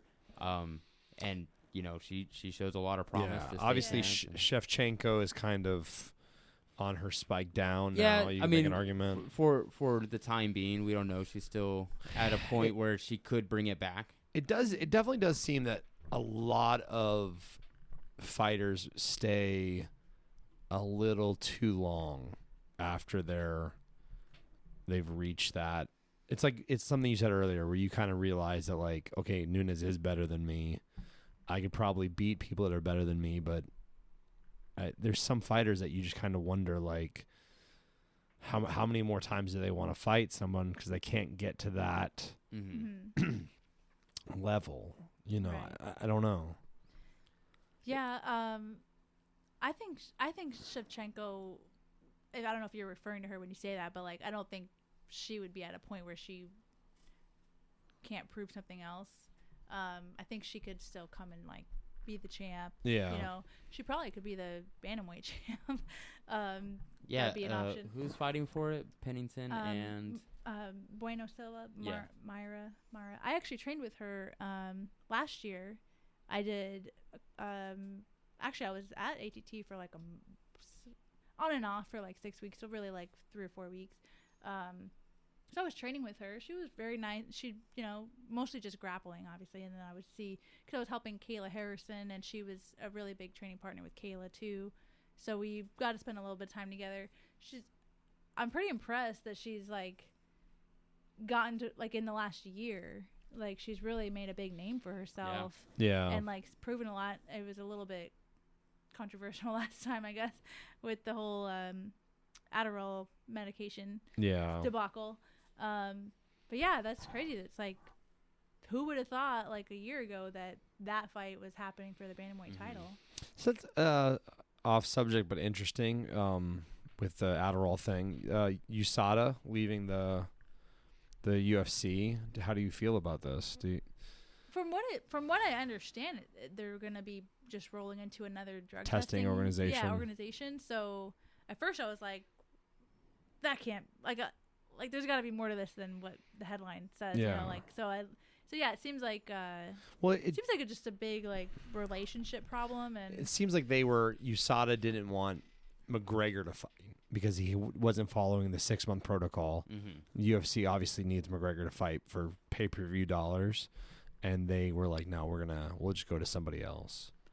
Yeah, but, I mean, that's the rumor. That's the conspiracy. It makes sense if you follow the money, probably. Right. But at the same time, it's not like they've made the fight for Conor. So it's like if that was the case, it seems like they would have made that fight and like, you know, because it doesn't seem. It's kind of like he should see. She said, but. When you entered the USADA pool, were you was it a big change in testing? Like you were tested a lot, or it was. Yeah, I was tested a lot. It was hard. It was challenging to like think about it all the time and try to keep. You have to tell them where you're at all times, right? Like and like what they were saying, like the app was not perfect at all. Like the app was needed. Yeah. Like it took a lot of time, and then it's like, oh, you know, oh, you go somewhere different, and then it's like, it's like a big thing always on hanging over you. And like they did come at, for the most part, I had a good experience with USADA. There were times like fight week, they would show up and it would be like, "What are you doing here?" Like, I don't wanna, you know, like I just cut weight. Like it's like Friday, you know, like I cut weight and I just started like, I don't know, just like some weird times that was like, I'm kind of busy. Like, you know what I'm doing. Is this really the time that needs to happen? But again, for the most part, especially locally, like in Orlando, there was always the same girl would show up, and it's like I knew we were, you know, getting buddy kind of, you know, right? Nicolette, hi. She's not. But yeah, she was really cool. So it was always like good. Usually, like at home, it was good, and I was an early riser, so she would come at 6 a.m. and I'd be like, I just got up, awesome. Mm-hmm. So start work. But yeah, I could see how it would be annoying for like people who plan on getting up at 9 and they get knocked 6 a.m. or something. Yeah, it's like that's when I was. Do you remember how many times you were tested, or it was pretty often? Yeah, it was pretty often. Every few months. Yeah. They would show either at the gym or at my house. And then I ended up being a part of like their. They did like a trial program for.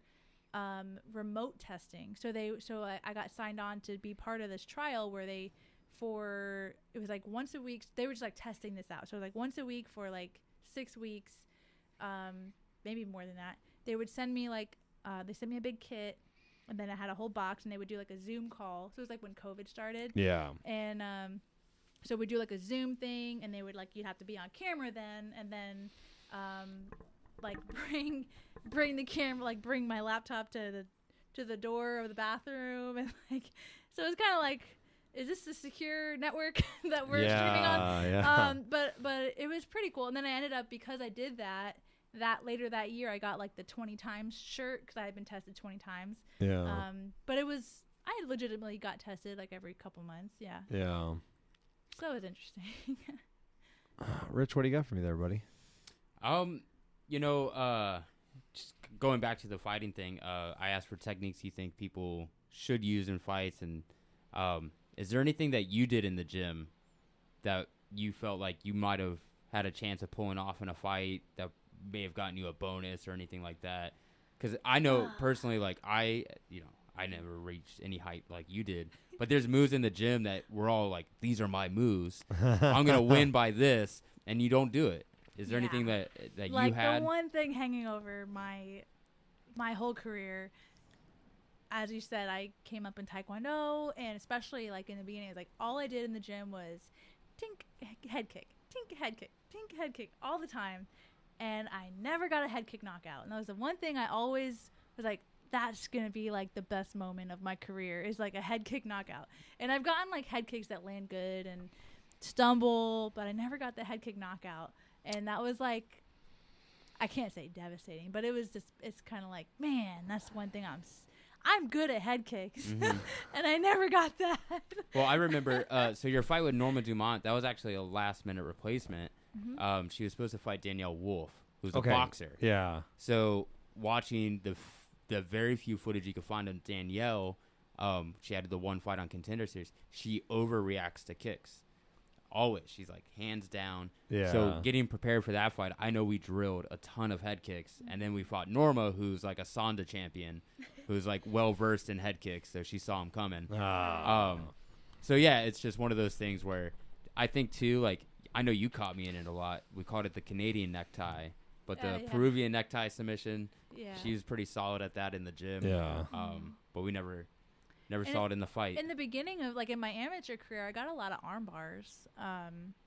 I was like, arm bars are my thing. And then as soon as I went pro, I started getting chokes, and I was like, well, you have to imagine that if you're a female in that era and Ronda Rousey's armbarring everyone, you start working your armbar defense every single day. True. That's a good point. Yeah. Right, you know what I mean? time. So you're armbarring everyone, she's armbarring everyone, and all of a sudden women MMA is going like, no more arm bars. No more arm bars. Yeah, True. Yeah, everyone. I'm sure everyone like in the gym, they're like, what she did, just like you said, like Monday morning at the gym, coach is like, let's talk about this armbar run I did to everyone.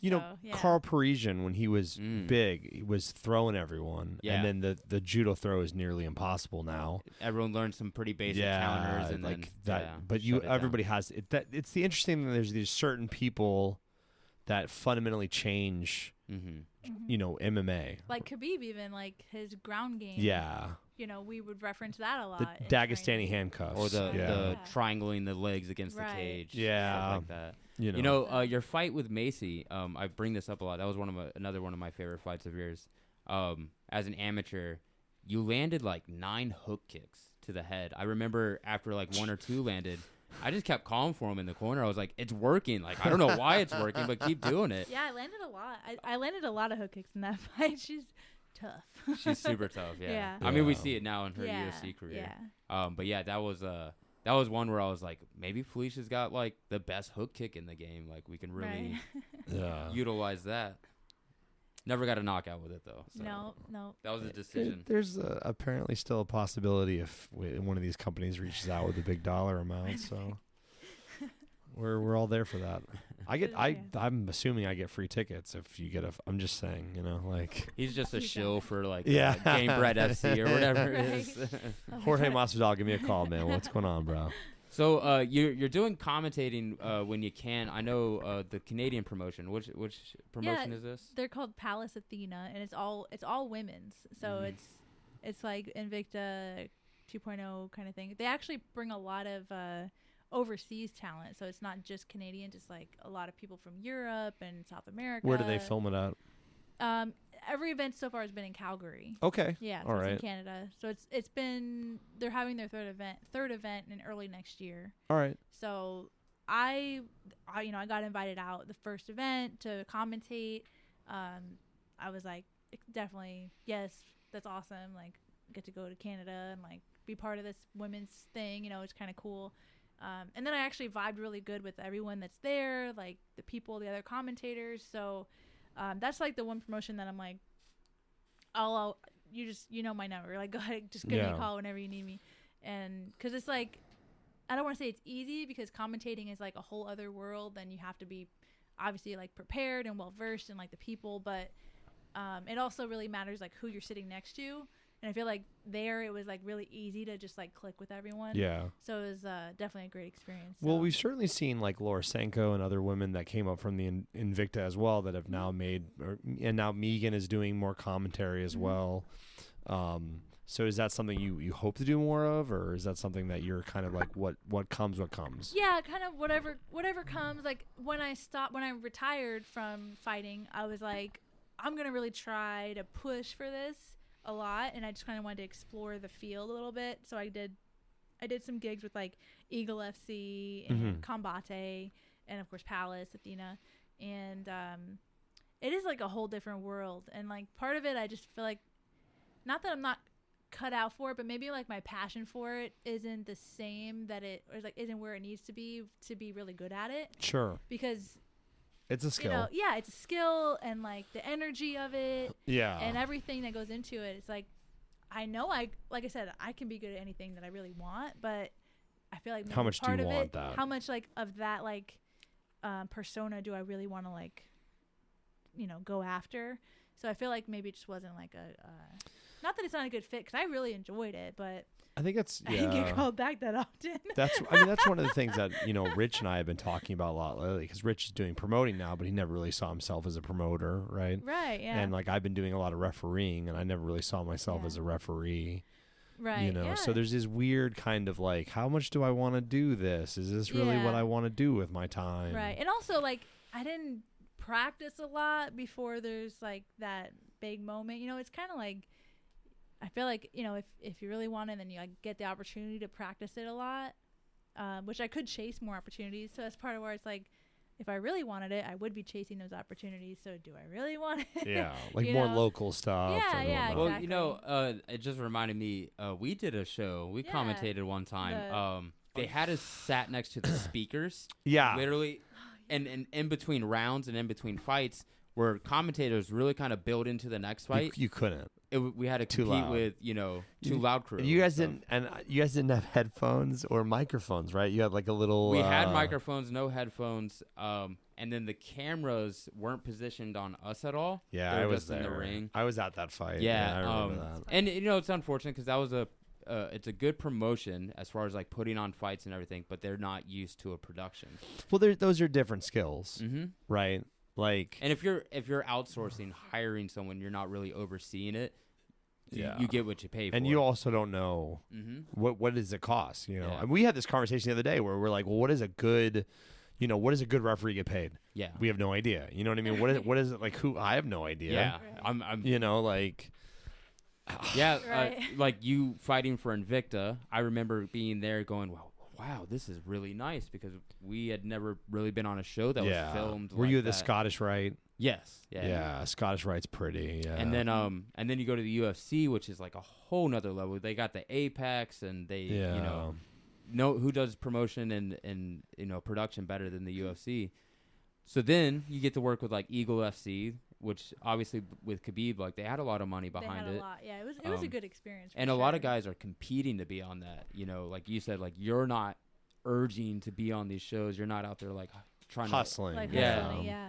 And like the people that I was, you know, the other people on commentary, they have like a personality that kind of like is overwhelming sometimes, and it's like, how do I fit into that, you know, that. And then they also like, so that originally I was on like the 3-person seat, you know, where like the main commentary is, and then like last minute they're like, you're gonna be like the Dean Thomas, where we're gonna cut to you here and there. Yeah. So just be ready with like a quick, just be ready with like a Dean Thomas level answer for whatever. And it's like, you're like, okay.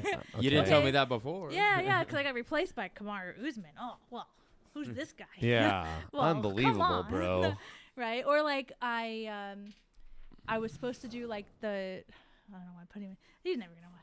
I don't know. So he was like, nobody watches this show. Don't worry, say whatever you want. Certain people might not see it, but either way. So it was like, prepare like a play-by-play of what you think the game plan should be for this person, and then this other commentator is going to prepare for this other person, and then you guys are going to do like a rundown in the cage, like fight week, and it's going to be like run for promotion.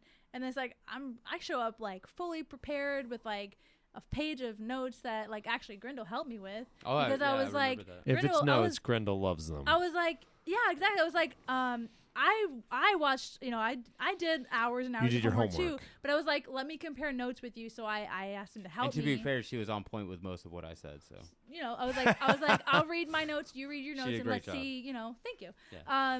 I learned from the best. No. So then I show up and I'm like all ready to do this thing, and then it's like, wait, did nothing. It's like he didn't prepare at all. So it's like it just went his way, and then it was just you know, I don't put my foot down hard enough. I gotcha. You know what I mean? So it's like, I felt like I need that like put my foot down harder personality, and that's just something that, like I could build that up, but like you said, or like we were talking about, like, am I gonna push for those opportunities more, or am I just gonna like maybe look at something else? Yeah, so. I get where you're coming from, because I think like with refereeing right now, like there's some organizations that I'm refereeing for, and there's some organizations where I was like, I should probably try to referee for them more. But if they're not like, if I'm telling them like, hey, let me ref, but I'm not harassing them, like they're not getting me to ref, you know? Right. And I'm not necessarily like you have to advocate chasing for them yourself. down, you know? Like advocating for yourself is like half of it for a lot of stuff. Well, we're right into like 2 hours here, so nice. Wow. that's a long podcast. Rich, do you have anything else that you wanted to? I think we covered most of the questions that we were You're the thinking. first guest that we've had together. Yeah. Yeah. So, thank you. Awesome. Yeah. We really appreciate you coming on the show. I think that like you had such an interesting career because you were in a lot of ways, you know, like coming up into a field where it's like it didn't exist, and then you got this really amazing firsthand run where you fought amazing, you know, these names that, you know, Rich always says that you are the only or like Orlando fighter that's ever fought for a world title, and it's true, you know, like, so you should definitely, you know. Yeah, I mean, if it was any other fighter, they'd probably boast and brag, and it'd be like on their Instagram handle and everything. Only Central Florida fighter to ever fight for title. Which, listen, there's a lot of really good fighters out of Central Florida. Yeah. So Oh, yeah. it's I not, mean, Florida in general, and, you know, and you're one of the few. I mean, you don't see this even in any region. You don't see it often where a fighter goes from one gym, stays with one gym, and goes to the and top. goes to the top. Yeah. So, you know, kudos to you and kudos to your team. Obviously, I'm part of that. Yeah, he's But, claiming. He's kudos claiming to you. that, so. But, you know, it's a big deal because I know the work that you put into it, but no one knows it better than you. And, you know, obviously a lot of fighters around here look up to you. They know who you are. You do the Point Muay Thai shows. She's the meanest timekeeper that we've got. So Very mean. Yeah. So the you know, the local regional scene, you know, I think holds a lot of, like, we all love Felicia. Accolades, Yeah, like, and, you know, I'm Yeah. sure there's plenty of female fighters out there that want to be in your shoes, or as far as your shoes went, they want to reach there as well. So, I mean, you would be hard pressed to find anyone that's fought for a world title in the last 5 years that's willing to come to our events and be timekeeper. yeah. Yeah. So that does say a lot about your how humble you are in the sport, you know. So Well, thank you guys. Yeah, I would put, you know, there's the BMF, and then there's the NMF. Now, that's the nicest motherfucker, right? Yeah, and then now okay. Stephen Thompson, I say deservingly, right, just because of how long he's been as nice as he is. he's very nice. Yeah, right? he's very And it's nice. Yeah. decades-long career. Yeah. Now, for women's, they supposedly gave it to Roxanne Modafferi. Right. That's Who you also I've also adore. worked with. Yeah, you I- adore yeah, Roxanne. big fan of Roxanne. Yeah. I'm a huge fan of Roxanne. But, you know, I've been around I'll fight Roxy. her for it. I'll fight her. I was for going it. to say, I've been around Roxy. I would say Felicia wins nicer. Felicia's nicer Wow. than Roxy. Cool. And they- Roxy's a sweetheart. Could they have a We all fight know just I to love see who's Roxy. nicer? Yeah, I'm down to Yeah, watch that. yeah. It's like, yeah. one of those grappling promotions should totally. Oh, Have you done? let's do Have you that. thought about doing any more like an IBJJF or anything like that? Does I it mean, it's interest crossed you? my mind. Like I did what the Submission Underground. Is that what Chael Sonnen's Yeah. is? Yeah. In like 2020 or something Yeah. around there. It was right in the heat of COVID. I did that. That was pretty fun. Training for it was cool. I'm not opposed to it. Yeah. I feel like I really enjoyed like taking a break from hard training. Yeah. But I do still train, and I feel like How about still we got it. we shout out one of our richest partners, I should say. Would you ever do a submission grappling series fight? It's a possibility. Possibility? It's a possibility. If they reached out to you, could they maybe get Felicia Spencer in submission grappling series? It's a possibility. It's a possibility. All Would you right. do- I love Jada. I don't want to say no. See, that's the thing. Grindle knows. I have a hard time saying no. Right. Interesting. But yeah. I mean, I love the promotion. So Yeah. if the right like thing came along. Yeah. Is there someone out there that you'd want to grapple? No, that's the thing. It's like there's not really anyone that like really. It's like maybe Roxanne. No, I'm joking. No. Let's make it happen. I think we could make that happen. I know people. I mean, granted, Roxy's a 125er. 25, 15, I'm pretty sure. she's Right. 20. Yeah, catch weight somewhere Yeah. in So there. it's like I have nothing to gain from that. It's one of those lose for me. It's like if I win, do I really win? If I beat her, Yeah. So I mean, yeah. I'm sure I'm sure some We could maybe get Cyborg. cyborg. Yeah, I make mean, that happen. she's a black belt, I right? get a little PTSD with that. No, I'm joking. She's back. They're on top of me again. She shows up with like the face paint. yeah, I'm out. Oh no, God, I'm that's joking. funny. No, the right thing comes along one day. But you would like be I said, affected I'm though, not, right? Because you're technically still under contract with the UFC, so right. But I feel like they would let you get away with that. I would need permission. I got permission for Submission Underground because they were on UFC Fight Pass. Yeah. So there's a chance, but it doesn't really like scream out to me. Like I said, I'm enjoying just like showing up at the gym when I want to, having fun, being silly, not striking. Like the days that I want to like go hard, I'm like, and then I'm like, I still got it. Yeah. So but it's kind of nice to just be like, quote unquote, like normal human. And you're like, a normie now. It's like, oh, it's Tuesday evening. I have some free time. I don't have to go to the gym. Yeah. So it's kind of cool. All right. Well, Felicia, thank you so much for being a amazing guest on our show, and certainly the most famous guest we've ever had on our show. Best guest so far. Best guest. It's like I'm the only. I had Rob from McDojo Life. Well, you're setting a high bar. You're setting a very high bar. Everyone else after this. I had Rob from McDojo Life, and we have an unrecorded episode of Joe Penafel out there somewhere. But you also said with me, so with you, as me as co-host. Yeah. Are you saying Joe is more famous than me? No, I just he was a good episode, but we never published it. So technically, we have it. I only imagine why.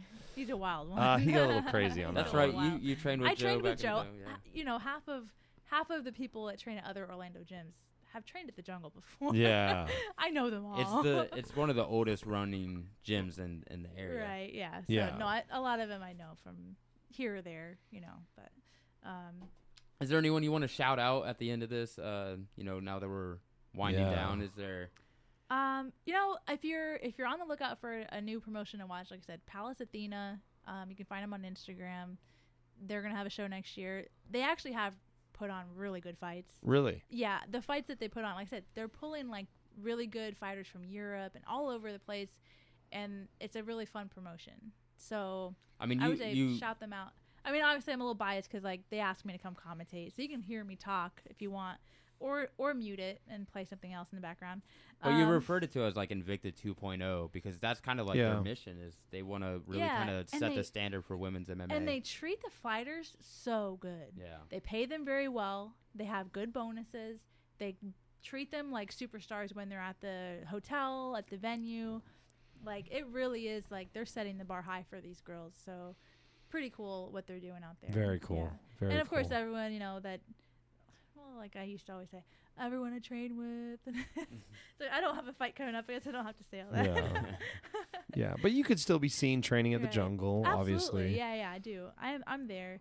Not as often as I would, should be, but I'm there. You haven't punched Rich in a long time. Yeah.